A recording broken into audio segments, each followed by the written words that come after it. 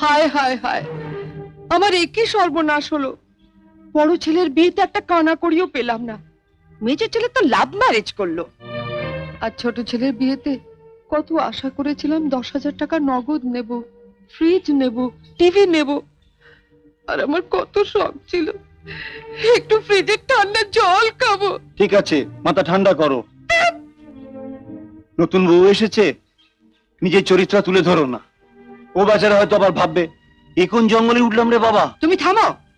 মাসে মাসে মাত্র 200 টাকা করে পাঠায়, বিয়ে করলো কোন সাহসে? আচ্ছা বাবা, তুমি বলো, আমি মাসে মাসে 200 টাকা করে পাঠাই, অথচ আমি এখানে থাকি না, খাই না। আমার রিপ্রেজেন্টেটিভ হয়ে তোমাদের ছোট বউ যদি এখানে... তুই চুপ কর। কার মেয়ে, কোন জাতের মেয়ে, কিছুই জানা নেই। আরে ওসব জেনে কি হবে?